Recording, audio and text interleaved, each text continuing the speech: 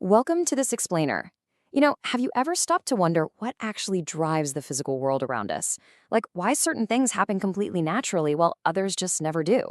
Well, today we're going on a bit of a cosmic detective mission.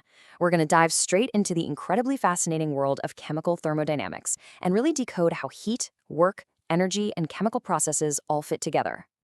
So let's start with a foundational mystery. Why is it that a gas will spontaneously expand to fill up an entire vacuum, but you'll absolutely never, ever see it naturally compress itself back into a tiny little corner? It just doesn't happen. Think about it. Heat always flows from a hot body to a cold one, right? Iron naturally rusts over time. But these processes literally never reverse on their own. So what's the deal? What is that invisible hand driving these one-way streets in nature? Today, we're going to solve this mystery of spontaneity by looking at the unbreakable laws of thermodynamics. Okay, here's our game plan for today. We'll be covering 1. Setting the thermodynamic stage, 2. The first law of energy conservation, 3. Enthalpy and heat capacity, 4. Entropy and the universe is chaos, 5. Gibbs free energy, the ultimate judge, and finally 6. Some absolute must-know IIT JEE success secrets. Moving right into section 1, setting the thermodynamic stage. Before we can understand the universe, we have to draw a line between the system we're zooming in on and the surroundings, which is literally everything else out there.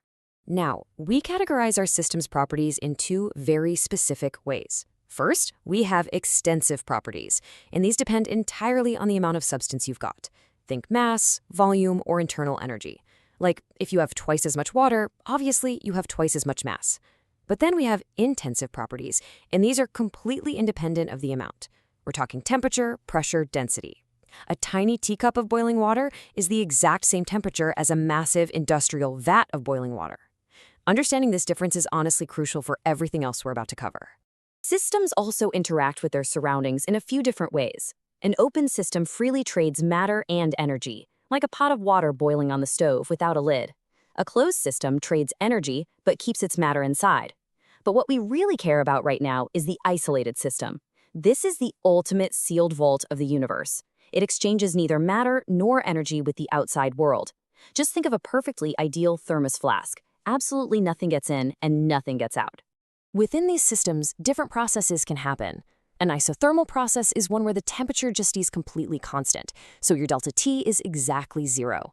There are also adiabatic processes where there's zero heat exchange, and isobaric ones with constant pressure. And here's a huge takeaway. Many of the properties we study, like temperature or internal energy, are what we call state functions. That means they only care about the current state of the system, the starting line and the finish line. They don't care at all about the specific winding path you took to get there. All right, section 2, the first law. Energy conservation. You can really just think of this law as the universe's ultimate bank account. Energy cannot be created or destroyed. It just gets moved around.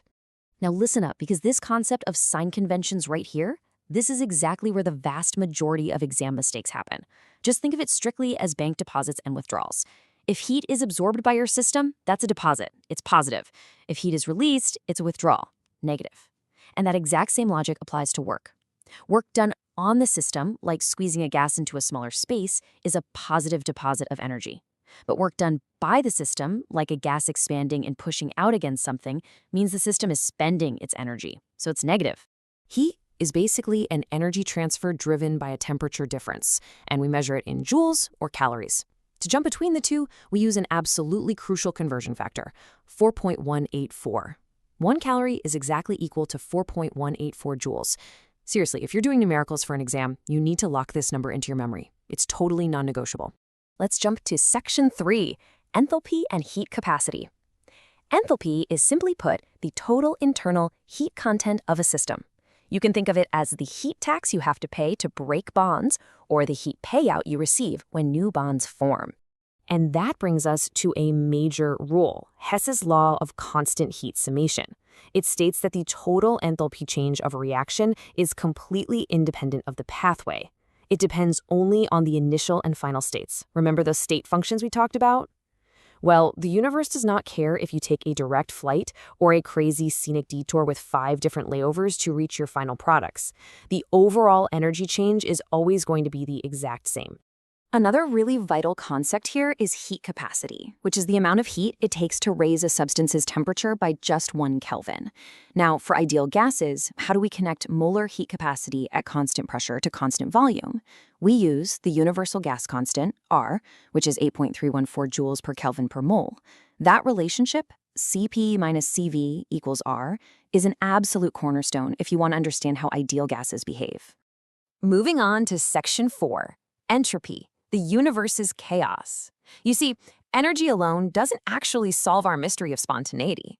To figure that out, we have to look at the universe's natural tendency to get messy. Entropy, which we represent with the letter S, is the measure of randomness or disorder in a system. Solids, they represent the lowest entropy. They have this highly ordered, rigid, predictable crystal structure. Gases, on the flip side, represent the absolute highest entropy. They have maximum randomness, total freedom, and just chaotic molecular motion.